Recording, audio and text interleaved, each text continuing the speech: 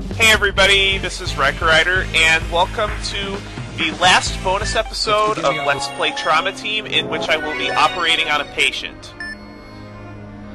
Now, I couldn't leave you guys without a Trauma Let's Play in which I play an extremely difficult operation on Specialist.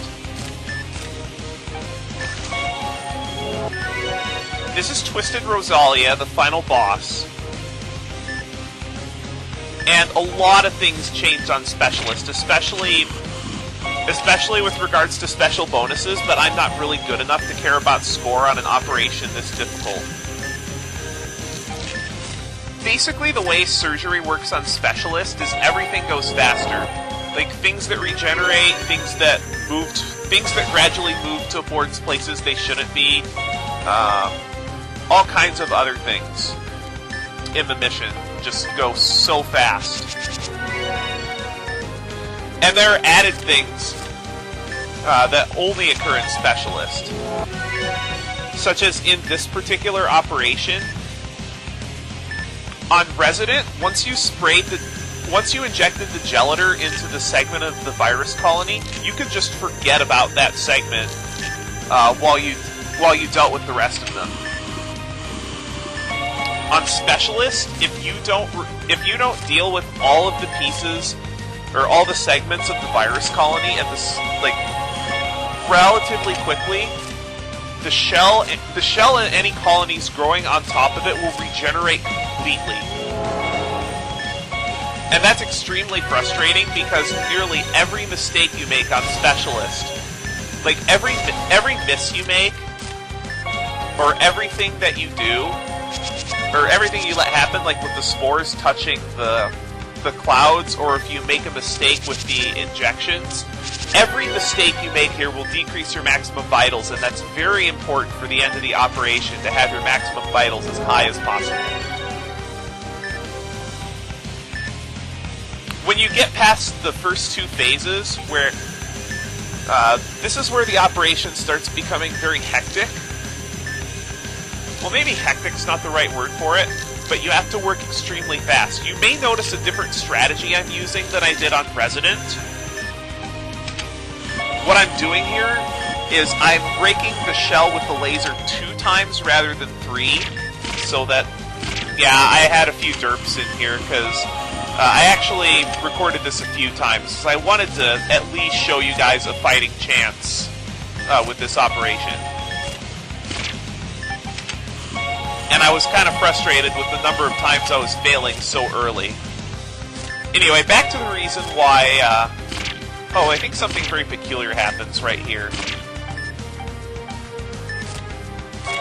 Yeah, every single one of those mistakes I'm making is decreasing my maximum vitals. The very peculiar thing that happened here is that the two virus colonies were so close to each other that I was able to, for some odd reason, inject both of them with the same syringe, like the same ampule. It's a very high priority to get those shards out of the way.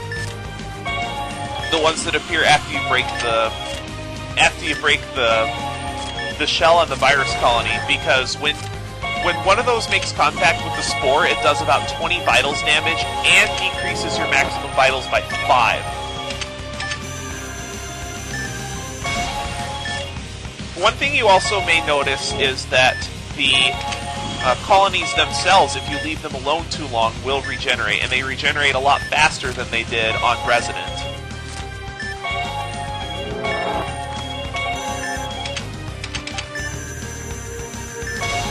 I actually got really lucky on those shard spawns. I think once you have all the segments injected with gelator, they can't respawn. Like, you can't have segments respawn while you're cleaning up. See, my max vitals dropped to 94 because of that dirtling with the needles. And you're going to need to have your max vitals by the end of this operation be at least 70. I really don't see how it's possible to clear the operation with less than 70 max vitals. Because the little trick they pull on the end, I'm not going to spoil it too much, just in case you guys, for some reason, haven't watched the original Twisted Rosalia video, and you guys should, because it was pretty exciting.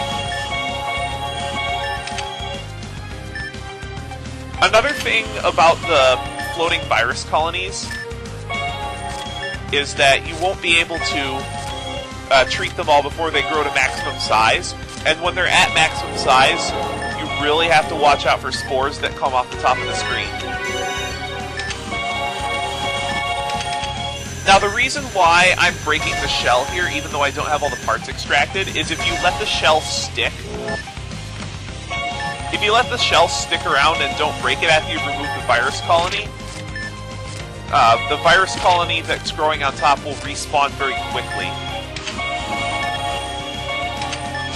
Now, you don't think you have a lot of time here, but you really can't afford to let those lacerations from the shards stay on the heart for very long. Primarily because they just do so much damage, and you're trying to keep up with things as it is. And if one of the spores contacts the... Yeah, like that. That was pretty bad luck, actually. Vitals don't look good. It does a lot of damage, and things can get out of hand very quickly. Also, you will need to drag the shards around the spores, or you will get a miss.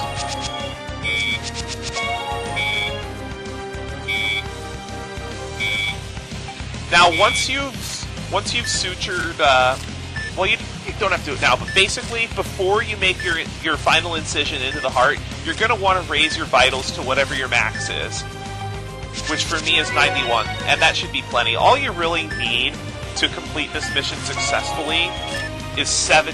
80 is good too. Like, 80 means you probably won't fail, 90 means you definitely won't fail unless you're really slow. But basically, once you inject the cardioplegic solution, the vitals will go down very fast. A lot faster than they did in Resident. I believe I finished with 47 vitals in Resident. And vitals don't look good. And it will take more than one injection of the anti-serum to kill Rosalia here. I'm actually thrilled that I passed this mission, because this is the first time in any trauma game, Under the Knife 2, Second Opinion, New Blood, or this, that I was able to pass the final operation on the hardest difficulty. I made this look fairly easy, but it's not. And there are missions harder than this, like Missing Girl on Specialist is probably the hardest thing in the game. I'm not going to be showing that off at all. If you want to watch some missions, I'll link you guys a channel in the video description that has every single mission in this game accessed. As you can see, to get the special bonuses, you're only allowed to miss once, and you can't let the spores touch the colonies ever.